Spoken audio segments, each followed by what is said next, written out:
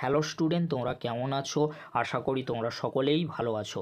প্রতাপ academy coaching পরিবারে তোমাদেরকে সকলকেই স্বাগত জানাই। তোমরা যারা বিদ্যাসাগর ইউনিভার্সিটির আন্ডারে 5th সেমিস্টারে পড়াশোনা করছো, তোমরা অনেকেই আমাকে কমেন্ট বক্সে কমেন্ট করে জানিয়েছো আমাদের পরীক্ষার সেন্টার কোথায় পড়েছে।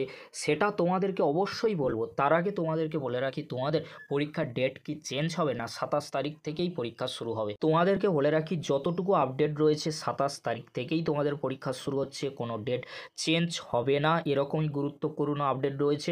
বাট তোমাদেরকে বলে রাখি, অনেক স্টুডেন্ট রয়েছে যারা কি করেছে, মেল করেছে ইউনিভার্সিটিকে, প্রিন্সিপালকে লিখিত দরখাস্ত দিয়েছে। এইচওডি অর্থাৎ যিনি ডিপার্টমেন্টের হেড রয়েছে তাদেরকেও স্টুডেন্টরা লিখিত দরখাস্ত দিয়েছে।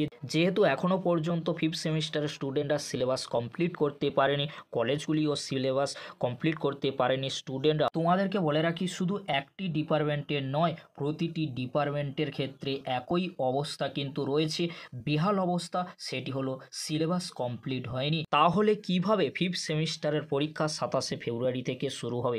দেখো, এখনও পর্যন্ত যতটুকু আপডেট রয়েছে পরীক্ষার ডেট চেঞ্জ হবে না, সেটাই কিন্তু প্রবল থেকে প্রবলতর চান্স রয়েছে।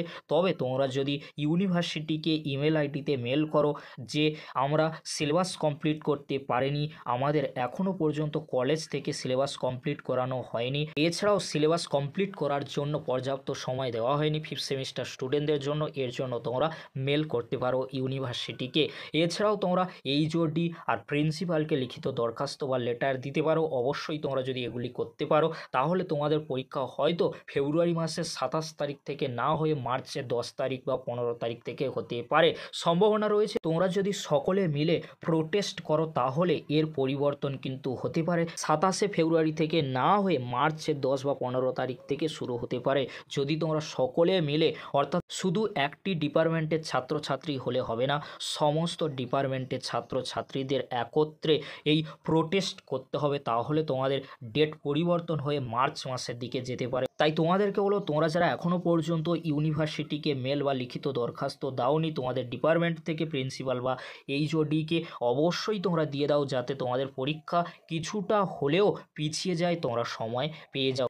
সেই কারণে তোমাদেরকে বলা, যেহেতু তোমাদের ভবিষ্যতে 5th সেম ও 6th সেম অত্যন্ত গুরুত্বপূর্ণ মার্কশিটে, সেই জন্য তোমাদেরকে বলে দিলাম, অবশ্যই তোমরা এই বিষয়টি দেখে নেবে। এবারে তোমাদেরকে বলে রাখি, তোমরা অনেকেই আমাকে কমেন্ট করে জানিয়েছিলে যে স্যার আমাদের পরীক্ষা সেন্টারের লিস্টটি আপনি একটু আলোচনা করে দিন, যাতে আমরা বুঝতে পারি যে আমাদের পরীক্ষা সেন্টার কোথায় পড়েছে। চলো তাহলে আমরা সেন্টারের লিস্টটি দেখে নেব। তোমরা স্ক্রিনে দেখে নাও, 18/2/2025 তারিখে নোটিশটি দেওয়া হয়েছে। নোটিশের মধ্যে যেটি রয়েছে, examination centre under CBCS system, অর্থাৎ তোমরা যারা সিবিএসসি সিস্টেমে 5th সেমিস্টারে পড়াশোনা করছো, তোমাদের এক্সামিনেশন সেন্টারের যে লিস্টটি দেওয়া হয়েছে তোমরা দেখে নাও। এক্সাম সেন্টার রয়েছে, কলেজ টু অ্যাপিয়ার রয়েছে, অর্থাৎ তোমরা যে কলেজে পড়াশোনা করছো, আর এক্সাম সেন্টার অর্থাৎ তোমাদের পরীক্ষা কেন্দ্র কোথায় পড়েছে তোমরা ভালো করে দেখে নাও। কলেজ টু অ্যাপিয়ারে রয়েছে বিবেকানন্দ মিশন মহাবিদ্যালয়, মহিষাদল গার্লস কলেজ রয়েছে, মহিষাদল রাজ কলেজ রয়েছে। এই যে কলেজগুলি রয়েছে, এই কলেজের এক্সাম সেন্টার কোথায় পড়েছে তোমরা দেখে নাও। হলদিয়া